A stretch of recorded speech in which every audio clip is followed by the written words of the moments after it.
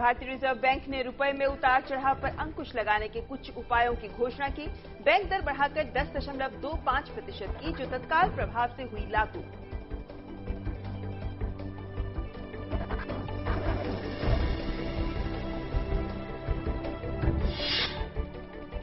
RBI ने SBI, PNB और yes bank सहित 22 निजी और सरकारी बैंकों पर 49 करोड़ 50 लाख रुपए का जुर्माना लगाया है। इन बैंकों पर अपने ग्राहक को जानवर यानी केवाईसी और काले धन को वैध बनाने के खिलाफ नियमों की अनदेखी करने का है आरोप।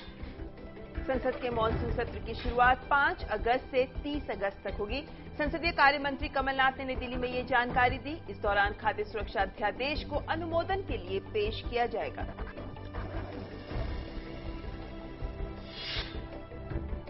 कांग्रेस का नरेंद्र मोदी पर पलटवार। अजय माकन ने धर्मनिरपेक्षता की आड़ का घोर सांप्रदायिकता के बताया कहीं बेहतर।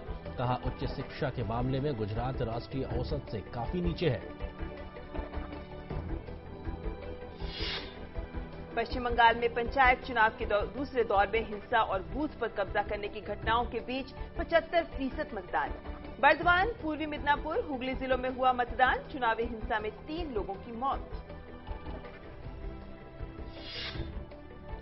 उत्तराखंड में पिछले महीने की त्रासदी में लापता 5,700 लोगों के परिजनों को आज से आर्थिक सहायता दी जाएगी। राज्य सरकार लापता लोगों की तलाश रखेगी जारी।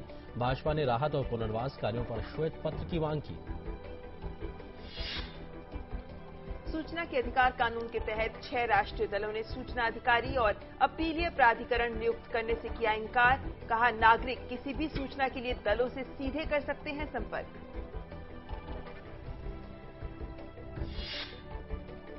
इलाहाबाद में उत्तर प्रदेश सेवा आयोग की नई आरक्षण नीति के विरोध में युवकों ने कल जमकर उत्पात मचाया और तोड़फोड़ की है। इन लोगों ने आरक्षण के विरोध में राज्य सरकार और प्रदेश सेवा आयोग के खिलाफ नारेबाजी भी की और पुलिस पर पथराव भी किया।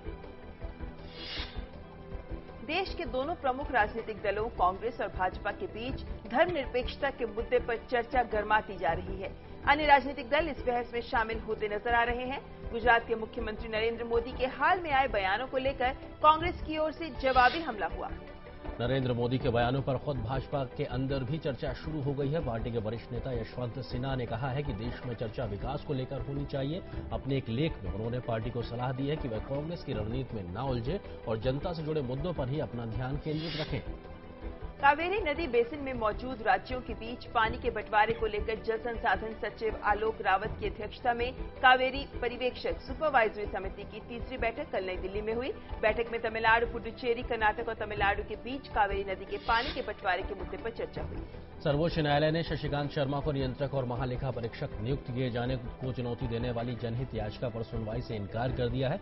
जनहित याचिका में कहा गया था कि शशि शर्मा रक्षा सचिव रह चुके हैं, जबकि कई रक्षा सौदों में जांच अभी चल रही है। देश के कई राज्यों में भारी बारिश से बाढ़ के हालात। उत्तर प्रदेश, मध्य प्रदेश, राजस्थान और पश्चिम बंगाल में कई नदियां उफान पर।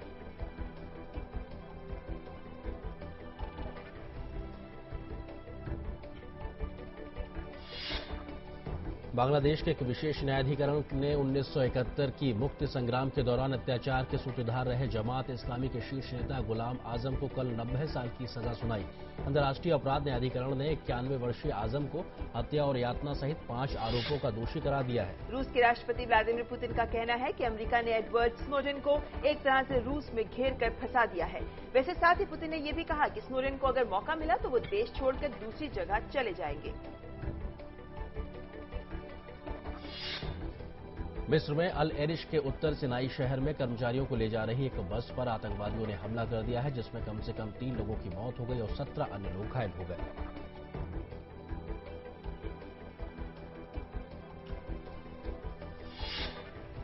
इराक में शिया समुदाय के लोगों को लक्ष्य बनाकर किए गए कार बम विस्फोटों और गोलीबारी की घटना में 30 लोग मारे गए और कई अन्य घायल।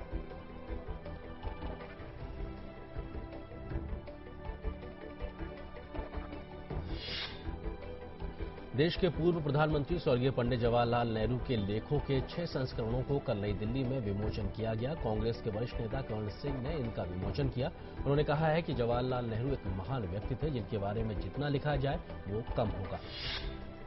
भारतीय युवा मुक्केबाजों ने सर्बिया में आयोजित अंतर्राष्ट्रीय युवा मुक्केबाजी टूर्नामेंट में शानदार प्रदर्शन करते हुए 4 स्वर्ण सहित कुल 9 पदक जीते।